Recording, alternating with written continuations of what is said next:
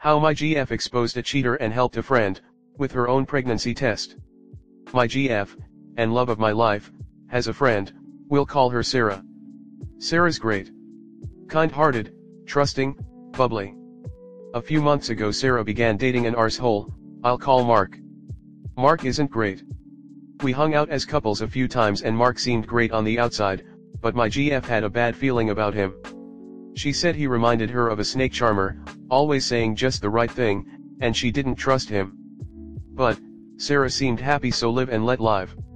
Sarah's devotion to Mark seemed to grow intensely, and quickly. Then Sarah had a pregnancy scare and things turned dark. My GF is currently pregnant with our first and I am ecstatic, but terrified. Mark was not ecstatic. His true colors began to emerge and more than once Sarah spent the night here with my GF and a tub of Ben and Jerry's. Shit was sad. Apparently first Mark didn't believe it was his.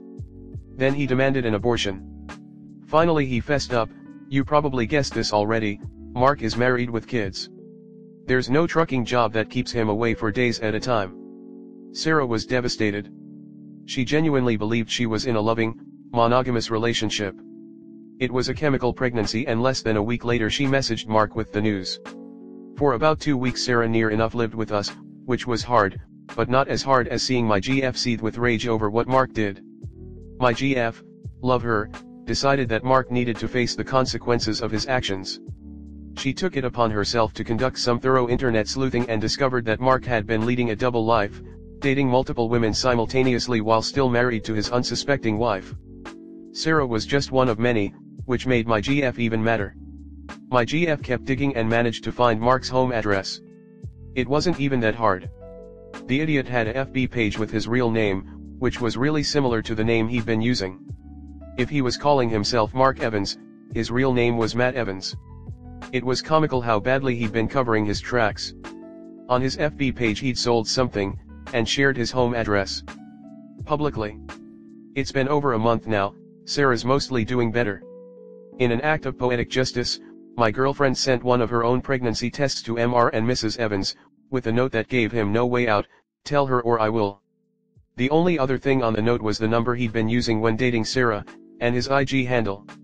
Wouldn't you know it, but my GF had me deliver it through their letterbox after Mark had gone out. I insisted that if she was going to follow through, she wasn't to get physically close to Mark. This was only a few days ago. Sarah said Mark's messaged saying he made a mistake, and wants to stay with her to work on the relationship, so my guess is he got kicked out. Sarah was thrilled getting to tell him to go F***ck himself. Comment. We all should gather and kick that guy's nuts. With a cactus. Your GF should have the honor of the first strike. Nice pick, man. All the best to you too and to Sarah as well. If he really was dating multiple women behind his wife's back, it would have come out eventually. If not you guys exposing him, someone else would have eventually. 10/10 on the revenge, but if he is dating multiple women then Sarah should get a STD/ST panel to be on the safe side. Now expose him to all of the other women he's been dating. I think diapers on the doorstep is also a great move. Ring the doorbell and run. Mark/Matt has cheated before and his wife knows it. The positive pregnancy test was the last straw. It would be great if GF could message the other unwilling affair partners, but it sounds like there are a lot of them. Sarah should get herself checked out. Great work. Next story 2.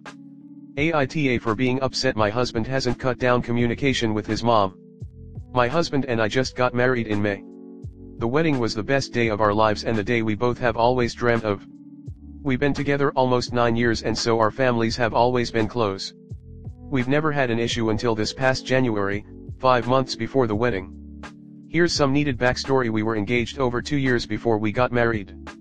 During our engagement I made it clear I really wanted our families involved in our wedding, but I would not be asking my sil to be in our wedding party.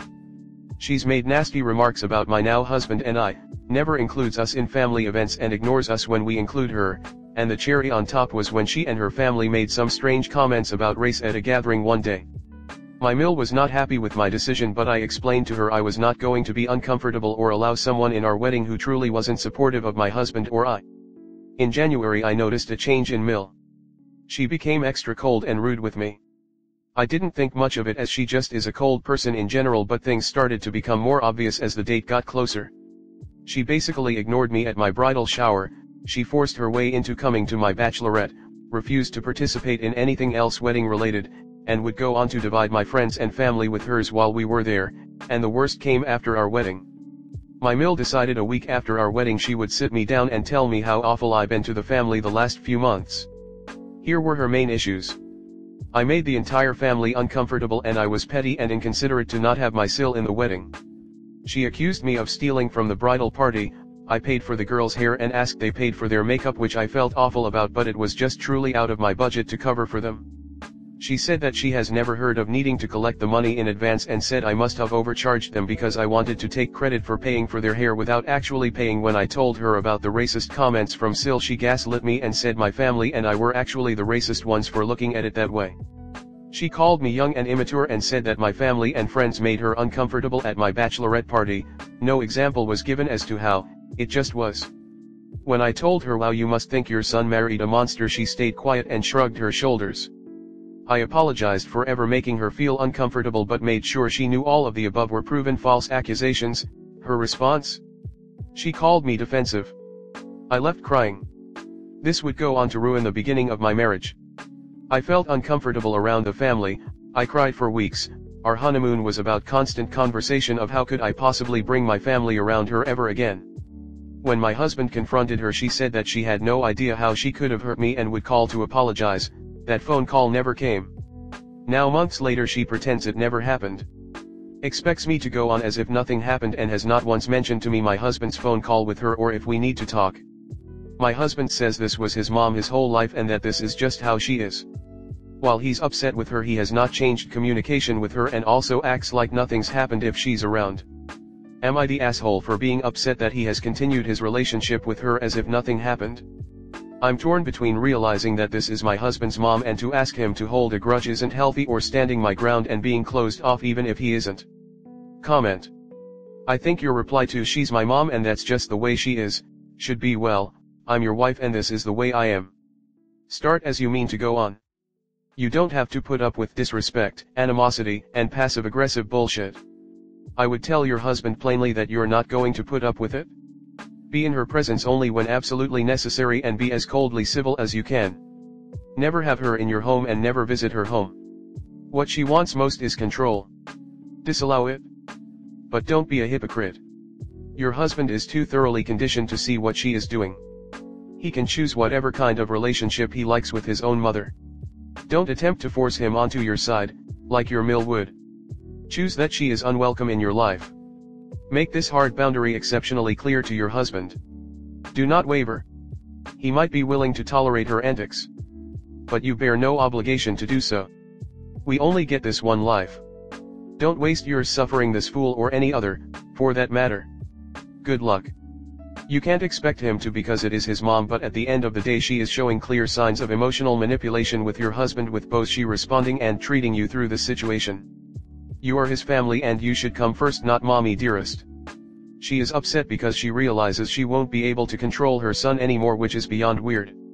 I say communicate with husband how you feel and that you're going and see with just no mil, and that if he needs to show support as to why you are choosing this option when it comes to her. To your husband this is normal. He's been conditioned for years. You have not, which is why it's so easy to see how whack your mill is.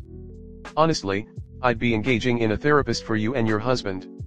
Having a trained, unbiased third-party professional will benefit you both immensely. They will have tools to help you both. In the meantime, you are allowed to have boundaries with someone who treated you poorly. She's dragging you down to lift herself up. It's a power move. She wants to be number one woman in your husband's life, and she pulled these stunts around your wedding celebrations to make you feel small and worried about making things up to her. And that's why she'll keep doing it, too. She's rocking the boat so that you never feel safe or stable. I'd avoid her as much as possible. Maybe just see her twice a year, once around Christmas and once around mid-year. Don't get involved in any phone calls or messaging with her. If he tries to contact you, just ignore it and tell your husband that his mother is trying to get in touch and he should call her. Make her exclusively his problem to deal with. It's okay to have a distant relationship with your in-laws, and it's better than always worrying about how she is going to treat you. Don't sacrifice your happiness to prop up your husband's illusion of happy families. Next story 3. Just 10 more days until I don't live with my mill. Hi all, I'll be documenting these next 10 days to see what kind of unhinged SHT my mill does. Let's take today for example. Most work days we have the same routine. I usually get home earlier than her, so I'll of course walk their family dog. I love him, ever since I've been living with her. If I'm the only one home, I will walk him no problem. For the last few months, it's been the same routine. I will always walk him if I get home before she does. He also has to take some pills around 7 p.m. each day. If my mill isn't home at that time, I'll make sure to give them to him. For some reason today she decides to text me 5:33 p.m. Huh? Hope you have a good day at work. Can you let Benson out and give him his pills if you can? I know it seems like an innocent text. But, on any other day that maybe she gets out late, she doesn't shoot me the same text. She had some baby shower to go to after work. I decide to not reply BC she coincidentally texted me maybe 30 seconds before I walked through the door. I walked him almost immediately. Mind you, we have a Nest camera and she checks it religiously. We don't have it recording our end, but you can clearly see that I walked him. 6:26 p.m. How is Benson doing? First of all, what makes this day any different than any other day? He wasn't sick or anything, so why did she feel the need to ask me that? I've seen a pattern of this. When she goes out she has to check in for some reason in some stupid way, like we're kids or something. Also, if she's out enjoying herself, why is she worried about the dog? Especially if she knows that if I'm home, he's fine. 7:39 p.m. phone rings and it's her. I was on the phone with my husband when she called. LOL. I said, babe, I do not want to answer.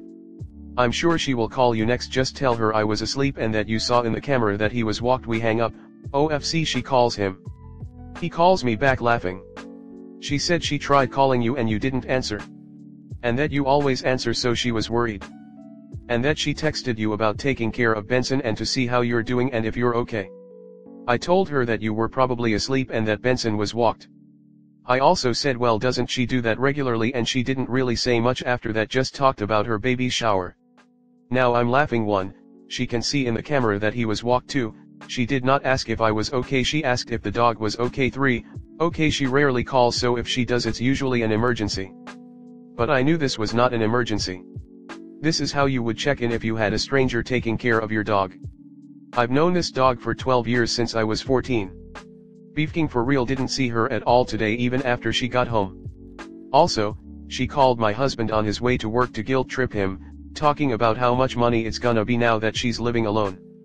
He just ignores her and changes the subject. I'm sure it's a control thing, or I don't know. Y'all can tell me why she did this. Comment. She's out in a group, she needs the attention to be on her, so she is doing a running commentary on her interaction with you to the group. Oh, I've just got to remind Op to walk the dog. I've just got to check on the dog. Op hasn't responded. I wonder why. I'll start calling. She tells the group how concerned she is in the hope they voice their sympathy. She needs to look like a worried parent. Look normal. She's using you as a prop to be center of attention at someone else's baby shower. Classy. When my son and family moved out, I actually saved money. Utilities bill was way lower, detergent lasted longer, and food for one person is a lot cheaper than food for 5 people. But I accept the fact that children leave the nest to live their own lives. Next guilt trip tactic: the dog is going to miss you so much. / who is going to take care of him when you'll move out? You are so right, Mill. You know what, to make sure he is taken care of, he can come with us. After all, we would not want him to miss us, right? She can always get a roommate or a boarder to supplement her income or move to a smaller place. You are not the solution to her money problems.